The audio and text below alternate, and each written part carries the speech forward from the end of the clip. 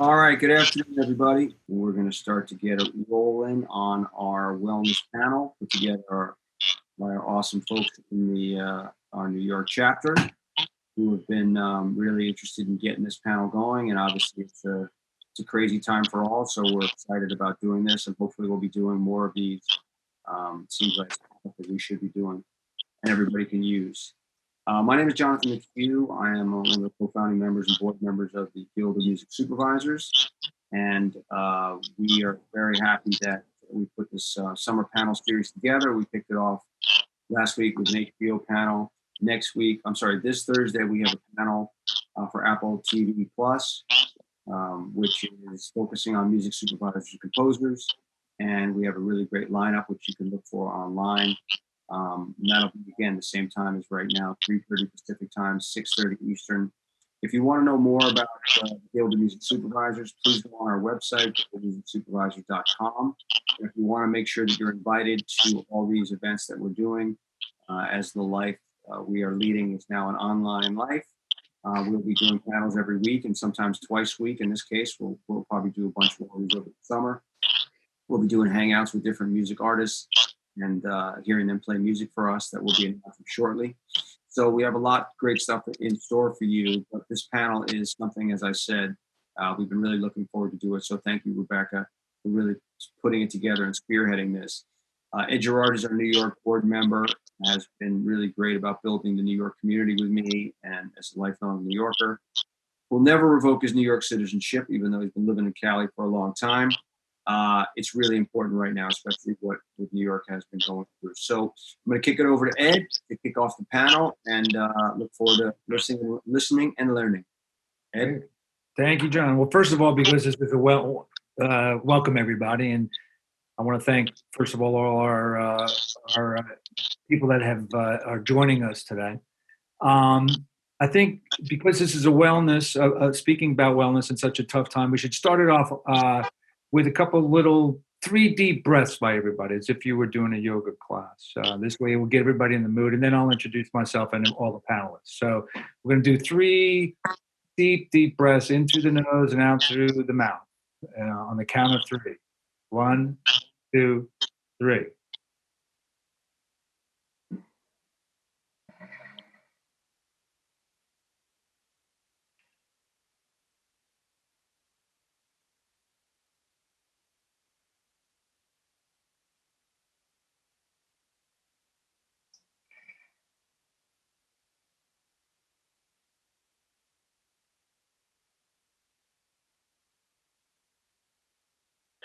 I feel great already. So my name is Ed Gerrard. As John said, I am the board member of the Guild of Music Supervisors on the East Coast. I have a 30-year career as an artist manager and music supervisor. I did become the first music supervisor to win a Grammy for my work on a film about Miles Davis called Miles Ahead. And I head up the Guild of Music Supervisors East Coast Committee alongside Rebecca Grierson and several others. And the committee's mission statement is to represent the needs, the concerns, and the wellness, focusing on the East Coast members because they are somewhat different than our West Coast brethren. And we get to meet sort of monthly to discuss our chapter's needs and so forth, and then bring that to the West Coast people. So that being said, I just again welcome everybody, and I'm going to turn it over briefly to Rebecca, and we will kick off the panel from there. Thank you, Ed, and thank you everyone for joining tonight. It's the first of this kind of topic that we've covered, and hopefully the first of many. For me personally, I've worked in the music industry for about 18 years now, and some of those years have been quite tough. Like I've had my fair shares of ups and downs and challenges and stressful times and horrible bosses and feeling exhausted. But then you have the flip side of the music industry where it's super creative, fun and amazing. So it's definitely for everyone. I think we all have the shared experience of it's a tough industry to work in. There's no question about that. And I feel it's a good time now to discuss tools for trying to manage stress and anxiety and working under kind of really pressurized conditions, and especially now more than ever with like dealing with the pandemic. And I feel like our job security has been, challenged. It's quite a fear culture time. It's quite scary.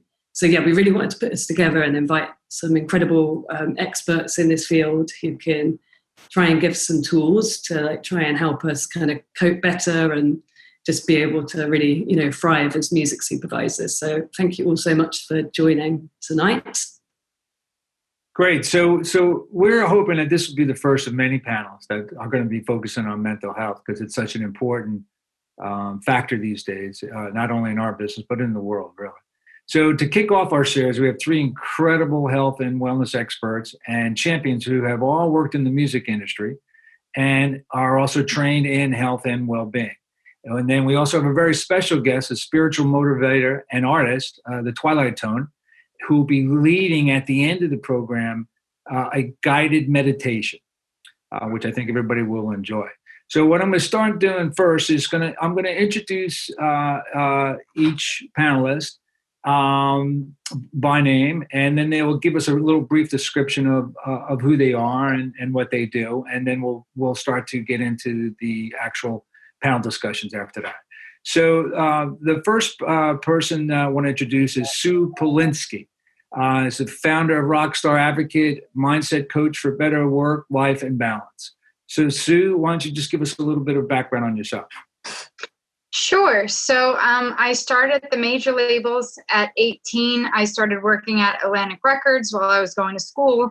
And I took 8 classes a semester so I could graduate early with a degree in music business so that I could work at the major labels. And by 20, I had my own office at Astroworks, and I worked in their sales department. And so dreams were coming true, except that I was miserable and burnt out. And within 10 months, I quit and enrolled in some heavy therapy. And my college roommate and I said, oh, you know what, we'll start our own business. We're going to do our own label and our own consulting business. And it didn't really get anywhere for many years because we were still doing the same toxic behaviors and habits that we learned from the music industry, and the burnout and the sleep shaming and all of that. So many years went by until I was 28, and I got Lyme disease, and that really kind of knocked me on my butt. And after getting my master's in psychology, right around the same time, I realized, okay, something's got to change. I hired a business coach outside of the music industry, and I really realized it took some very serious health risks to get me to trust, to let go of some of these unhealthy habits and ways of working. And I realized that it wasn't just therapy. It really required changing the work behavior and the work culture in the music industry to get me to be successful. So that's my goal with the Rockstar Advocate. I help music professionals of all kinds, really find the best way to manage their own time, manage their self-care, and find what really works for them, and undo some of those bad habits that we learn in this industry. Great. Thank you, Sue. Next up is Tom Middleton, a composer, sound designer, mental health first aider, sleep coach, amongst many other things. Tom, you want to give a little brief introduction for yourself? Certainly. Thank you. Pleasure to be with you. Thank you for inviting me. I've been in this industry for about 3 decades now. Started in the 90s, trained as a graphic designer, and I met a guy called the Aphex Twin, who some people might know as the modern day electronic Aphex Twin. Discovered his music, helped him get his first record deal, fell in love with electronic music, dance culture, and 2 decades later, I've toured the world, performed to millions, and immersed myself in this incredible music culture by observing how people are affected by sound and music. It piqued my interest, the scientific curiosity, in how I can utilize sound as a tool to help people with the challenges such as sleep, anxiety, motivation, focus, productivity enhancement. So the last decade of my career, I've been retraining as a sleep science coach, stress management coach. I'm a mental health first aider. To understand the challenges that we have, what can I do to optimize my own health, well-being, longevity, and also to help others within the industry and the community. I'm a co-chair on the Association for Electronic Music Health Group, also tasked with looking after and supporting the mental, physical, and emotional well-being of the electronic music community. And I create content for functional music for wellness, particularly apps like Calm. So I've got some of the best performing sleep music. It's designed using science. So my perspective really is to let science help inform the intuitive, instinctive way that I create music, and I have done since the early 90s, creating ambient music. Now I can create even more efficacious music that actually lowers your heart rate, brings down your blood pressure, brings down cortisol, and takes you from a state of sympathetic fight or flight to parasympathetic rest and digest. So we're using power and the science of sound to help support people's mental health and well-being and tackle some of these big issues like anxiety and sleep. Great. Thank you, Tom. Next is NICOLE Blonder, if I'm saying that correctly. And she is one of the founders of Equilibrium and a music and wellness coach. NICOLE, a little bit about yourself. Hi, thank you guys so much for having me. I'm a 20 plus year music industry veteran, long-term VP of marketing for Mute Records. And kind of early on in my life, in my early 20s, I was diagnosed with an inflammatory disease called ulcerative colitis. And it was through that process of sort of being unwell, having a chronic disease, and kind of starting my career in the music industry, which was lots of late nights, not sleeping, a lot of the stuff that Sue's mentioned, eating poorly, drinking, etc., that I realized that the sort of pills that my doctor had handed me and said, here, take these, you have a chronic condition, there's nothing much you can do about it except for take this medication. I realized I had to sort of take my health into my own hands, and started doing bits of research, talking to people, trying to understand, what actually my diagnosis was and what caused it, and sort of came to realize that the sort of root of Western medicine wasn't really serving me. And so I eventually found the modality of holistic health coaching, which helped me heal through nutrition, lifestyle modifications, and just kind of general awareness, and really changed everything in my life and motivated me to become trained as a holistic health coach. And upon leaving my long-term position a couple of years ago at Mute, really felt passionate about starting a music and wellness initiative to really start to spread the conversation around sustainable lifestyles in the music industry for both artists and people that work in the industry, through events, resource sharing, workshops. So for the past year and a half, my co-founder, Marnie Wadner, and I have been kind of leading those conversations, connecting with other people who are kind of passionate in the space, which is how I met Rebecca, and continue to sort of share resources and talk to people about the various issues of living as an artist and a person that works in the music industry from a holistic way. I think there's a lot of wonderful attention and much needed attention on mental health and mental wellness. And what we kind of talk about at Equilibrium is that plus everything else. The issues of sleep, like the others have mentioned, nutrition, lifestyle, relationships, and really looking at kind of your life as a whole integrated picture, and seeing how different things in your lifestyle affects each other for your greater mental health and physical health. So that's what we're doing with Equilibrium, and I'm excited to be here. Great. Thank you, NICOLE. And last up is the Twilite Tone, who's going to be leading our guided meditation later on when we're towards the end of the program. So maybe you can just, Tone, just introduce yourself and maybe tell us how you discovered meditation during your career as a producer and artist as well. Thank you. As you said, I'm the Twilite Tone. Formal name is Anthony Khan. I've been in the music business since the late 80s as a teenager. I'm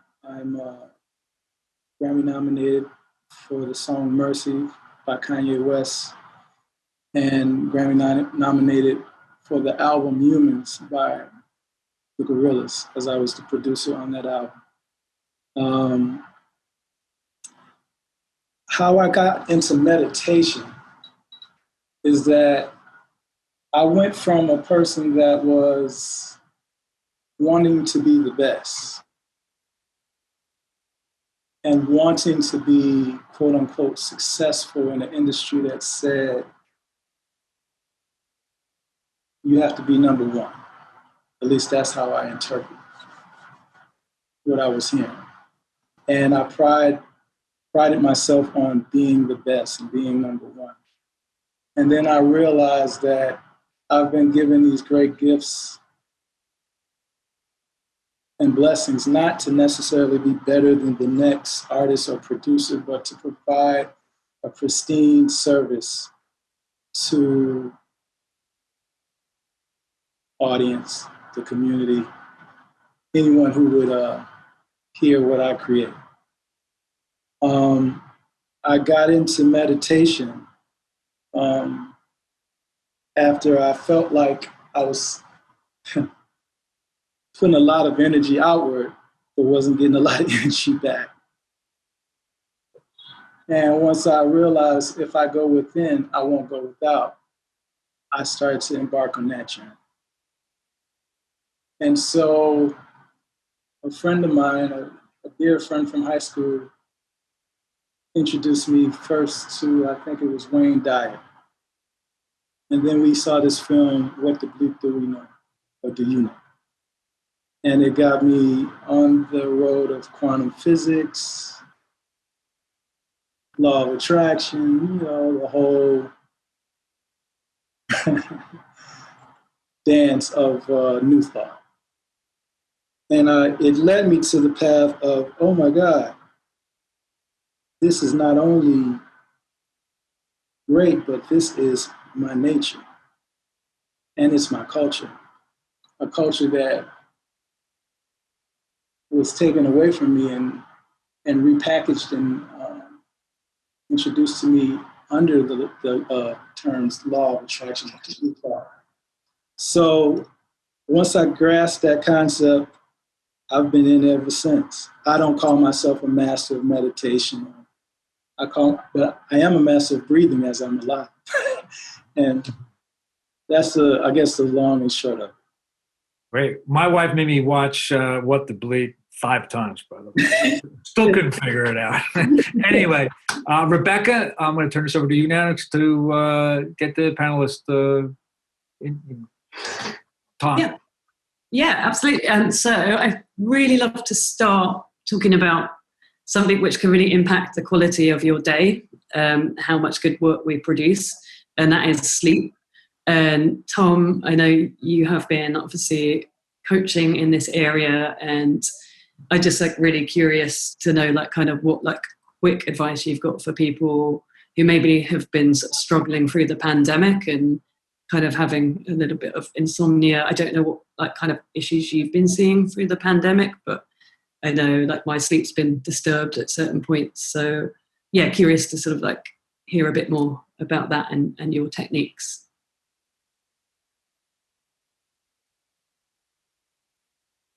Tom might be muted, unfortunately. Thank you. Yes, I mean, very interestingly, during this time, I've been involved in a number of webinars and panels, and one of the key topics has always come back to, sleep and the challenges that we have during a time of uncertainty, and through uncertainty and fear of scarcity and health issues, fear of financial stability, what's happening with our jobs, all of this increases in a lifestyle that we all know is already bordering into burnout levels. We're pushing it and pushing it and pushing it. Add to that what happens during something like this, which is unprecedented. We are having a cortisol crisis. Everyone is in this state of elevated fight or flight. And what that does to the body is it gives you energy to deal with a potential stressor, a fear. It's an unknown fear. We're just being told, be alert. There's this invisible danger out there. And what this does to our body is it increases our state of alertness. And therefore, if you're having coffee and you're having, maybe a drink as well to try and get through it, add all of that together, plus you're still trying to manage working from home. The transformation of going through all of this add it all together, we are literally in a state that we've never even known how to deal with. Sleep is the first thing that gets impacted because we're trying to remain in a state of alert to deal with whatever that unknown fear is. So if we're all in this state of hyperarousal and we're addicted to watching the news to find out what's happening, it's feeding ourselves with this sort of negative energy, elevating our state of anxiety. So all of the tricks and techniques that I will be talking about essentially involve reducing your anxiety. Once you identify that this unknown fear is basically exacerbating the problem of anxiety, you have to deal with anxiety first. And once you learn how to deal with that, and there are a number of very sort of simple tricks and techniques, and obviously we've just started talking with Tone about the meditation and breathing techniques. One of my first go-tos is so simple. Funnily enough, as a species, we've forgotten how to breathe properly. We are chest breathers and we breathe through our mouths.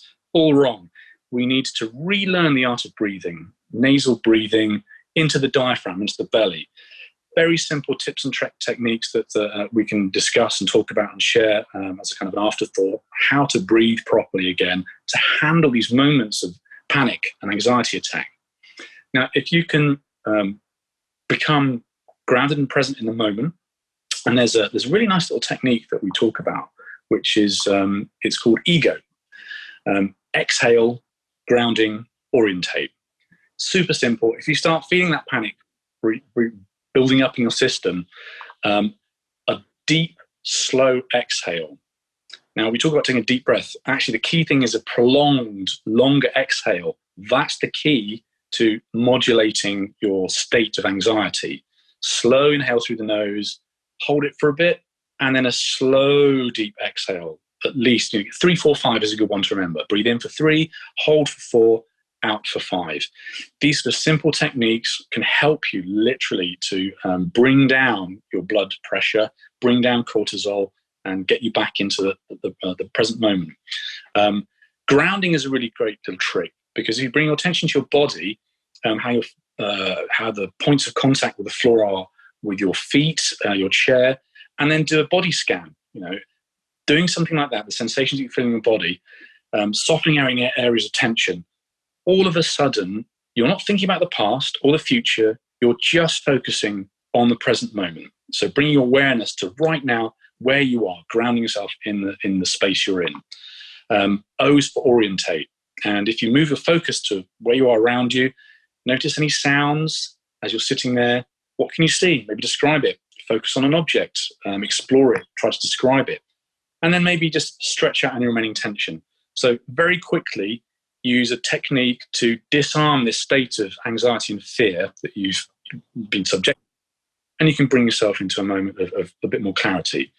If we talk about tricks for hacking your sleep, well, ultimately, if you're fully stressed out, one great cognitive behavioral therapy technique is kind of journaling just before you go to bed. If you've got a little pad, write down all of your fears, worries, anxieties on a notepad, literally externalizing it by a pen on paper. Get it out of your head, then throw it away. You then remove the negative thoughts that you're probably going to be ruminating on. Then just look at the next day's to-dos. And instead of having that digitally managed for you, write them down. Again, you're externalizing what's going to happen the next day. You've then removed the past and the future. You're now in the present again. And then just focus on 3 things that you feel grateful for. Put a smile on your face and feel grateful for making it this far. We're all in this together and we're all feeling the same things. That's a great little technique, again, for kind of bringing to the present moment. And then sleep hygiene, which is something everyone can explore. I've got a lovely little slide image that you can download and put on your phone. It literally fits portrait-wise on your phone. And it's got a massive list of very simple kind of sleep tips and hacks.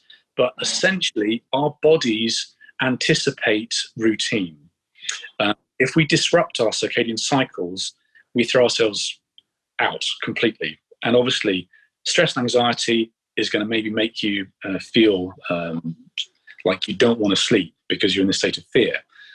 Now, if you can dissipate that and then start to redress the balance with a good routine, your body loves it. It rewards you. If you can get a good routine going, same time every night, bed and then wake up, you will feel better, I promise you. It takes about 21 days to actually form a better sort of sleep habit.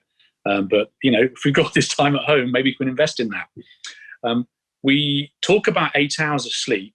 There's actually a window between 7 and 9 hours of optimal sleep, which is multiples of 90-minute sleep cycles. So in sleep architecture, you go through these stages of stage 1, stage 2, stage 3, stage 4, stage 3, stage 2, back to REM sleep, and then back and repeat again. So there's a 90-minute cycle.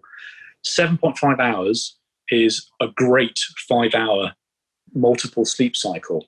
6 sleep cycles is 9 hours. So we talk about 8 hours, but actually you have this 20-minute wind down and then approximately 5 cycles. So when you wake up at the lightest point in your sleep, you've had a good night's sleep. Getting outside in the daylight is absolutely crucial. You reset your circadian clock. Go for a walk in some green space. Breathe. Get into nature. Nature's an incredible tonic for all of our well-being. No sunglasses, by the way. You need 20 minutes of bright white light. That is going to set your body on the course for, right, it's daytime, let's move. Then, throughout the day, you might want to explore a sleep chronotype. There's a great test you can do online called the Power of When quiz. We are apparently wolves, bears, lions, and dolphins, not just night owls or larks. So there are 4 sleep chronotypes that can actually help you make decisions about when best to exercise, when best to make decisions and do business, and equally, when's a good time to go to bed. So some of us do prefer working a bit later and going to bed later and then waking up later. Unfortunately, the culture we're in, we get punished for that, which is not fair. So looking at your sleep chronotype can help. Considering things like stimulants that put in your body, so caffeine and alcohol. Caffeine remains in your system for a long time, about 6 to 12 hours sometimes for it to literally be metabolized properly. So if you're going to have caffeine, the suggestion is try and have it before midday. Otherwise, if you're having it late into the afternoon, your body's still cranking on with trying to get the caffeine out after midnight. Equally, alcohol, which a lot of people turn to in times like this, you might think it's working and sending you to sleep, but it's just a sedative. What it actually does is fundamentally disrupts your sleep architecture. And we really need REM sleep, which is nature's emotional first aid. If we talk about mental health and well-being, getting your REM sleep, the dream sleep state, is absolutely crucial. Unfortunately, alcohol disrupts that. So whilst we think, oh yes, I'm going to knock myself out with a drink or two, what happens is you'll toss and turn all night. You probably won't even remember waking up, but the quality of your sleep will be suboptimal. So just bear that in mind. We're not preaching about don't have a drink, but just know that alcohol disrupts your sleep, as does caffeine. Lunchtime and stuff. Breath work before bed. There's a great 4-4 box breath technique: 4 in, hold, 4 out, hold, 4-7-8. There's a great yogic move called Viparita Karani that I love. You put your feet up the walls, an angle, and do some breath work in that, inverting the flow of energy through your body. That's incredibly useful for relaxing before bed. Then it's things like the environment, making sure that it's oxygenated. Try not to make your bedroom an office, a dining room, or a cinema. We throw everything in the bedroom, and it should be your temple of sleep. And then it's things like making sure that you're not exposed to light through the night, disruption, or sound. So I highly recommend a sleep mask. This is possibly the best investment I've ever made, ever. Literally custom fit earplugs that are made of medical grade silicon, and they literally reduce life down by 36 decibels. So you'll still hear an alarm or baby, but it turns down life that disrupts your sleep. Because remember, even if you're asleep, these are still switched on. So blocking sound for me is number one trick. Pillow sprays are quite good. There's some interesting supplements that you can explore, although there's a website that you can check whether they are actually scientifically valid or not. A lot of it is just anecdotal. I would say lighting see what I've got in the background here? It's nighttime here. Believe it or not, orange light simulating a sunset is one of the most powerful tricks you can deploy in your house. Blue-white light, if you continue that into the evening, and unfortunately, thanks to Thomas Edison, he's disrupted our circadian cycles, thanks. We've ridiculously extended daytime, and we don't give ourselves a chance to go to sleep. So if you get some red lights, orange lights into your house and set up a smart system so they adapt, in the evening it comes down into the red-orange spectrum, you will then naturally help to induce melatonin, which supports, it's called the darkness hormone, but it starts to support the transition from movement, daytime and activity into nighttime rest, recover. So again, having an understanding about what to do with your sleep space, invest in good mattress and sleep tech, as I call it. And then just be careful about, what you're eating. If you have, spicy food, that can keep you stimulated. Processing chili and stuff, which is a bit of a nightmare for me because I love it. And exercise, just exercise during the day, absolutely fundamental to making sure that your body is prepared for a night of rest and recovery. Beyond that, there's other little things you can do. Nighttime temperature, keeping it cool. I'm going to come back to you in a minute because I really want to talk to Suze and Nicole as well.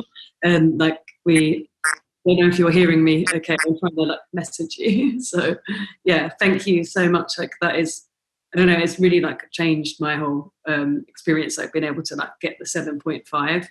And I was reading your tips that you sent earlier, and they're all absolutely brilliant. And what we're going to do is sort of share it around. And Tom's also got some amazing advice just generally for people who work in the music industry. And that album is amazing. I listened to it whilst I was working earlier. It just made me feel calm. So we're going to come back to you in a little bit, Tom, because I just want to cover some other topics. So have we got Suze there as well? Hello. How are you? Yeah.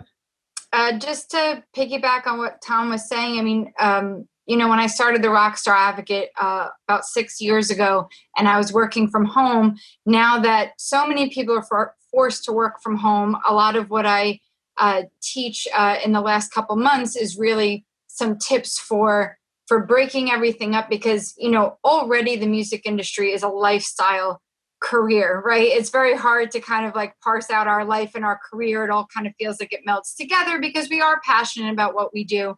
But when you work from home, one of the first things I learned, and Tom touched upon it a little bit, is that, you've got to set boundaries.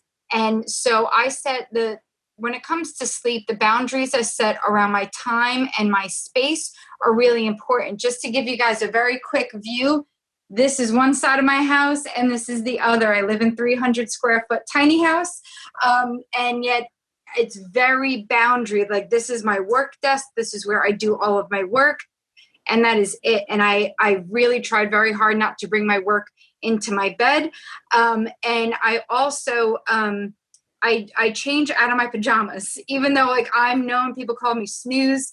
I'm known for living in my pajamas, but they're different pajamas than the ones I sleep in. Get out, put on new clothes. Because again, your brain works on certain cues, as Tom had mentioned, environmental cues, light cues, sound cues, but it's also okay, I've changed my clothes. It's time to work. And when I've changed back out of them, it's time to unwind and go to bed. And then around my time, I plan in a 16-hour day. Subconsciously, we all think in 24-hour days, which is why we put so much on our to-do list and we get a tenth of it done. And then we feel like crap because we didn't get to everything.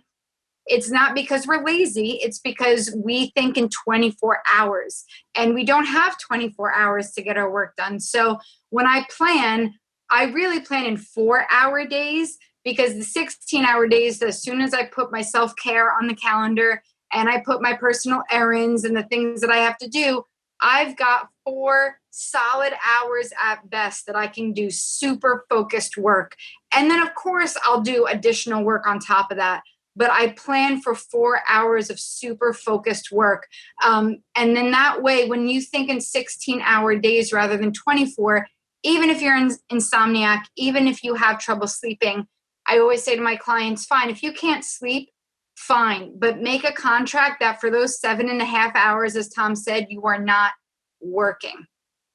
If you can't sleep, that's fine, but do not work. Draw strict boundaries around that time so that your body can decompress. And that's I'll leave it there as far as my tips go. Yeah, no, that's brilliant. Like, it really does change your mindset if you get up, dress, whatever, as if you're going to go to the office and you don't actually do it. Right. But I find that I just feel in such a better state of mind, whether or not I'm on or off Zoom. I do it anyway, and it has been helping. Like, it's tricking my brain. So yeah, thank you. And then Nicole, I really want to chat with you as well. So yeah, just one of my kind of main things about this is like the sort of feeling of isolation. And in terms of that, I've been doing this by myself. And so I had a spell, it's been only sort of 3 months of not sort of seeing my co-workers, and, like, just, it has been very strange. I wonder, and everyone to a degree is like, a lot of people on this call are freelance and kind of work by themselves. And it's like, could be feeling like a really isolated experience at the moment. And I just wondered if you had any sort of advice to people on like sort of dealing with those feelings of isolation, like loneliness. Yeah, I think that's a great piece of this, because I'm a freelancer now full-time for the last few years. So I've been working on my own sort of from my home office, separate spaces, totally agree with that, put my clothes on, all of that. And it took me a bit to adjust to it in the beginning. So with quarantine, I didn't have as much to adjust to, but I think, there's some really obvious things that obviously people talk about, like, have video chats with your friends. But I feel like, video chats are great and we're all here thanks to like video technology, but there's like such a thing as, sort of online chat burnout. There's only so long that you can kind of like spend staring at a screen. And so, really it's sort of about asking yourself, like, what makes you feel connected and what is it that you're missing? If it's talking to someone, then you should talk to someone. And in moments, it can be really difficult to reach out. And so if you know that this is something you're going to be struggling with, or you've been struggling with it up and down, stay connected to people by asking them to check in on you, which can be a hard ask. Not everyone is sort of able to do that. But if you say to your best friend or parent or, someone at work, someone that you trust, that you feel like you have a good connection with, that, can you just call me on Friday, or can you send me a note, or, like, figure out some way that's meaningful to you to sort of keep your connection with people, whether you're reaching out or having them reach out to you. Obviously, if you feel like you need to talk to someone more deeply and you have the means, seeking like professional counseling or a therapist can be tremendously helpful, especially, with teletherapy. There's lots of things, lots of resources available to you in apps and whatnot. But I think really one of the interesting things that I found that has helped me to stay connected during this time is also sort of getting reconnected to myself in a way by, finding the things that I really enjoy, like listening to music, right? Obviously, professionally, that can be really challenging for music supervisors who are listening to music all the time. And it may not be always a source of joy, but finding the thing that makes you feel joy within yourself, whether that's, getting up and having kind of like a dance in the middle of the day, putting on a song that you really like, whether it's by yourself or with somebody else. Like Tom was kind of talking about writing things down. I definitely never overlook the power of that. Even if you're scribbling and you can't read it, sort of writing down what you're feeling and just sort of expressing, I feel lonely. There's really no shame in that. And I think that a lot of people have sort of felt like this is normal and I should be okay with it. And, like, everyone's fine. Like, nobody's fine. No, everyone is not fine. And so, sort of writing down and acknowledging what you are feeling can help you move through it and past it to a point where you can feel better. And then you can find something to engage in that really makes you feel more like yourself. Because I think it's sort of the connection that we have to other people sort of brings alive a part of us inside that we want to explore, whatever it is, like, your funny friend at the office, or, whatever thing that makes you feel good. So it's about finding those things, I think. And also, to the degree that you can and you feel safe, like, go outside for a walk and just look at other people, keep your distance and do your due diligence to stay safe and protect yourself and other people. But going outside and seeing other people, at least for me, can be a reminder that there sort of is a world beyond this computer screen and the desk and like everything that sort of we're just focused on when you have so much work to do. And so I feel like it's really individual. It's really unique to the individual. You have to sort of take a moment when you're in a better headspace to think about like, what are the things that make me feel connected? So that would be my guidance and advice to people. Thank you. It's like, yeah, we're all in the same storm, but we're all in kind of different boats.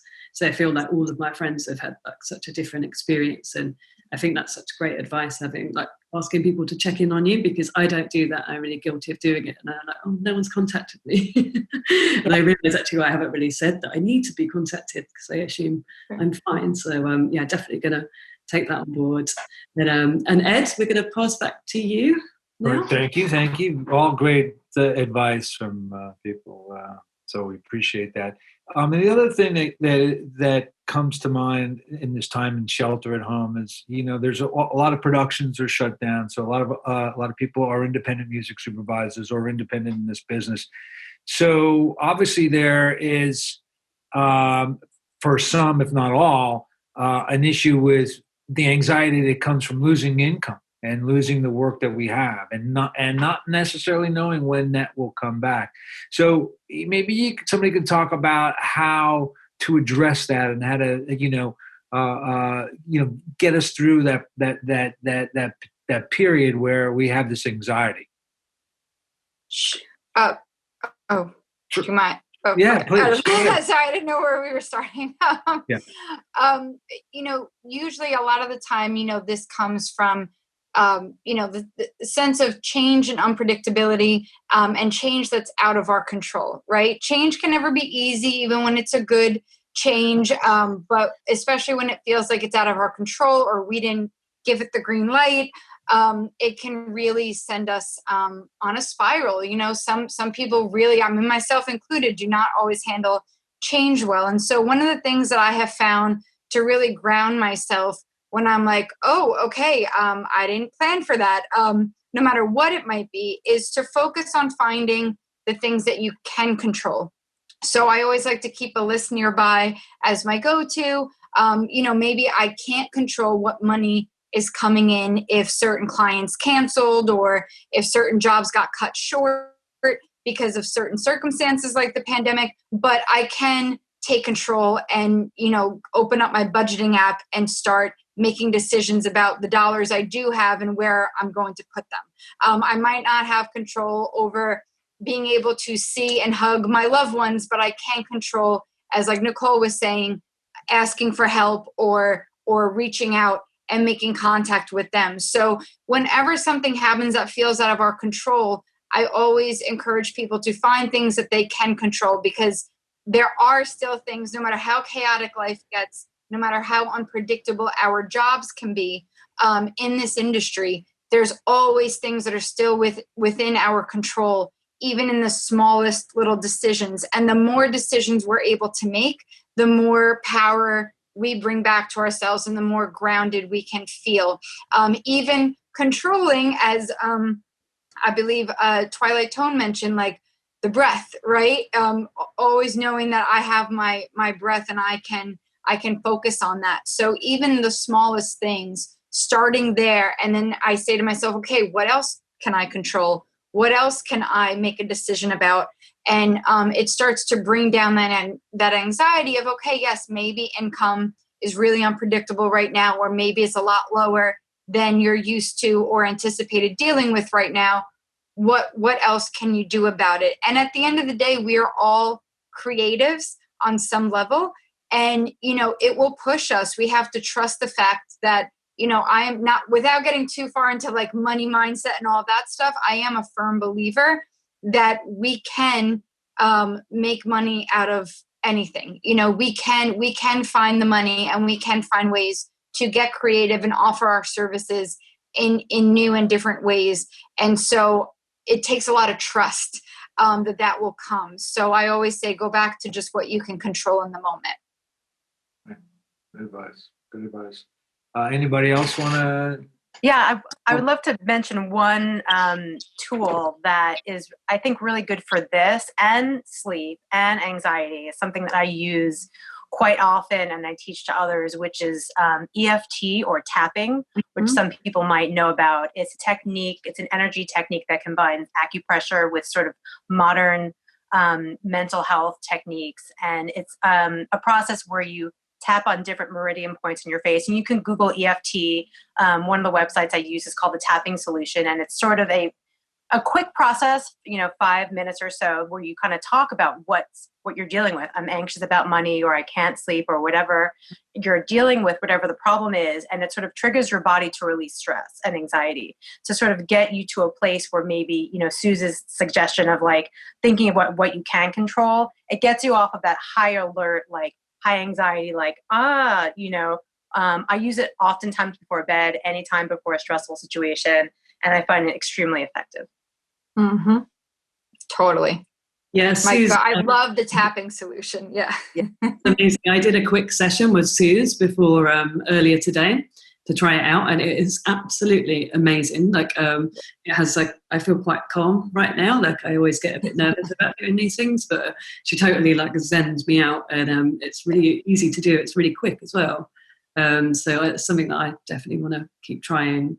And I guess a lot of musicians do it before they perform and go on stage and whatever. You can use it in any kind of workplace thing. It's great. So thank you. How do you guys, I know for myself, physical activity is a good tool as well, but I do a lot of stretching, and so I don't know, I'm sure it's good for you because it feels good, but how do you guys put it, make physical activity a big part of what you do and how you speak in terms of what you speak about? I do a couple of different things. I actually on my YouTube channel, I have a little playlist of the videos that I use for my morning routines. So tapping is one of them, as Nicole said, it still involves movement. I also have under my desk here an elliptical, but it doesn't have the handles on it. It's just the feet. So I stand near a piece of furniture to get my balance, and then I'll open up my laptop, put my favorite TV show to catch up on for 40 minutes. And I'll just go on the elliptical while I do that, or I listen to a podcast episode, or, whatever it might be. And also just doing, as you said, at a full body stretch. Sometimes with my Lymes, my energy gets very low, or my muscles cramp up, or I don't have the energy to do a full cardio workout or even go for a walk. So just doing a full body stretch can loosen my muscles, get my blood flowing, get my energy going. And I also have a standing chair. So if I stand at my desk, my chair will actually rise so I can lean against it if I need to, but switching up sitting and standing throughout the day, because you're not in an office anymore. And so you're not going to get up and walk to the water cooler or go outside and go grab lunch with your coworkers and stuff. So to remind yourself, even setting a timer and saying, okay, I did 45 minutes sitting at my desk. Now I'm going to take a 15-minute break, or I'm going to do another 45 minutes of standing at my desk, and just making sure that you get, even on those days where I know with music supervisors, deadlines are crazy. It's hard to say, oh, I'll put that off till later. So even just trying to stay mobile at your desk, or if you got to take calls, putting in a Bluetooth and walking around the block while you're on the call or something like that can help out. Right. Cool. Does Tom did you want to say something? There I am. Thank you. Yeah. Yes, I'll just get to add what Suze was saying. Another great thing that you don't even have to go to the gym for, a trampette. It's like a tiny little trampoline. There's technical rebounding where you kind of get activate the lymph system. It's really fun as well. So you can put on some fun music and have a bounce in the comfort of your own living room. So I combine that with a standing desk scenario. So you're always moving around. Yoga, really simple. I mean, there's umpteen channels of yoga out there. Jogging, hiking, swimming. I mean, literally get some endorphins going by moving your body. Dance with your kids, just jump about. I mean, literally, comedy and dance are two phenomenal tools for let's say, reinvigorating your system and taking out this sort of a doom and gloom state. Laughter therapy, really, really powerful stuff. And in terms of, just to add to what we were saying earlier on, there's a technique called FUEL, F-U-E-L, feel. Observe and label what you're feeling. You understand why and where are you feeling it in your body. Notice physical sensations. E, express. Express the feelings through journaling, maybe talking to someone you trust. Could be the pet. It could be spiritual practice. Could be art therapy. Could be music therapy. Then L, let it go. The process of directing your mind and body back to the present moment. Give yourself permission to do the next best thing or relax. Good. Great advice. Rebecca, again, you got any more? Yeah. Yep. I wanted to remind everyone that we're going to be sending around like a lot of these tips, like as a follow-up. So for guild members, so you have to be a member of the guild. So if you're not joined, we're going to be sending you like a lot of the advice, and everyone is like willing to discount their services as well for us members, which is great. So I'm really kind of everyone who's joined us. And yeah, just really wanted to massively like thank everyone for joining us, and there's so much more we can say on each topic. It's, you know, there's no right or wrong. It's a very kind of subjective, whatever works for you. And I've been trying everything out, and I did the Hoffman process just before this, so I had a week of meditation retreat. So I feel quite lucky I learned that tool, and I never thought I would be able to meditate. Like I just can't do it. I'd given up. I tried every app. Eventually I found that like guided meditation really works for me. And then once you kind of get that and kind of stabilize, you can probably go off on your own and just do, you know, unguided meditation. But for me, that was like a good entry point. And I think that kind of wraps up nicely and kind of brings us into Tone's segment to leave us with something a bit peaceful and relaxing. And yeah, just wanted to say a final thank you to everyone, really, and it's gone really quick. And yeah, thanks for everyone for joining as well. Yeah. Okay, so Tone, you want to sort of give us a time for meditation and how we go about doing it? That would be awesome. So I see you are already in a comfortable, relaxed state, so we don't. So that's great. The intention for this evening's meditation is to activate relaxation, calm the mind, and to channel creativity.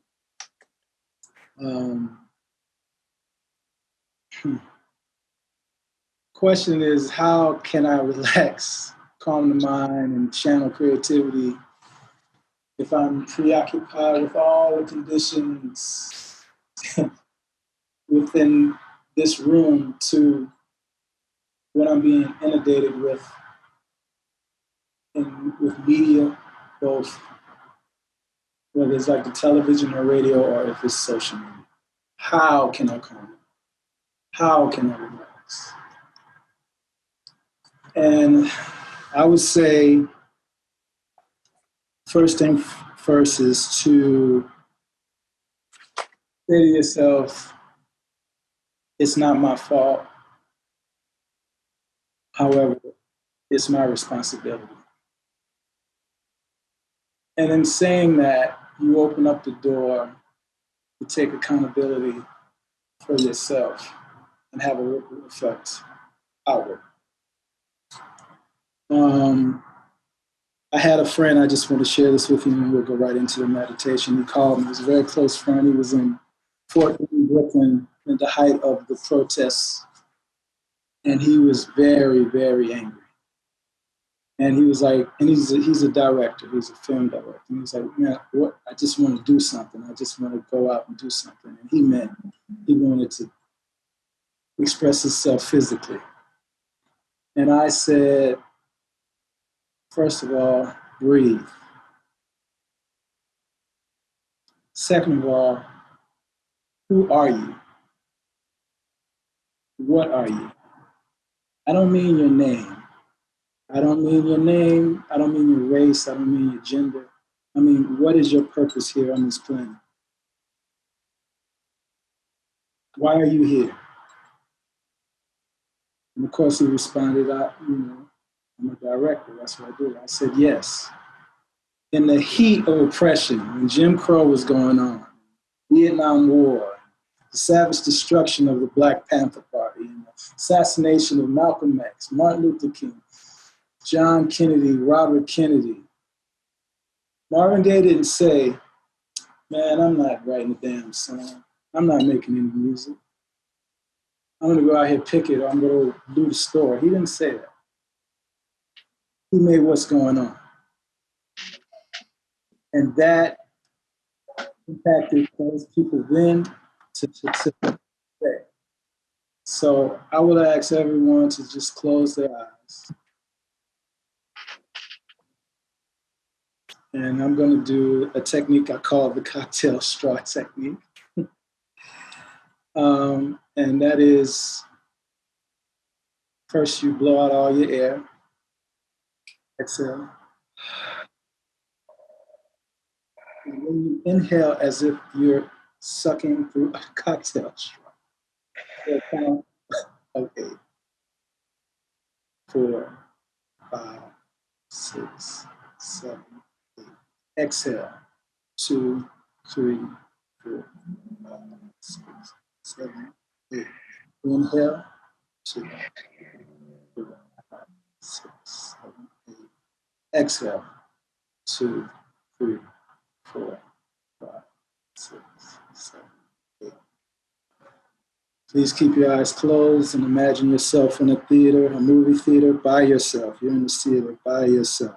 You look at the screen, and the screen flashes the words, I am gentle with myself and others. Say that to yourself, not aloud. I am gentle with myself and others. I am gentle with myself and others. Universe, one song. Uni, one verse song. I have a part to play in harmony with others. I have a part to play in harmony with others. I have a part to play in harmony with others. There isn't really any competition unless I make it for myself. Instead of competing, all I have to do is create. Instead of competing, all I have to do is create. Instead of competing, all I have to do is create. We breathe and we listen to the breath. We listen to our breath. And we end with this. I am magnificent creator. I'm a field of all possibility. I'm absolute existence. I'm pure potentiality.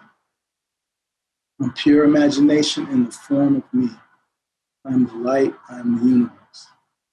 I'm one with myself, and with others, and with my ancestors, angels, family, friends, and all. All living things, all is one. Thankful for this now, this place to be. The vibration that precedes manifestation and all that I manifest. And we exhale and we listen to our breath and open our eyes when we're ready.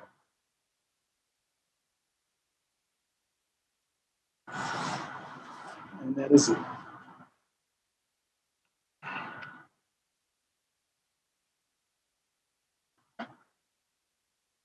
How do you feel? Everybody?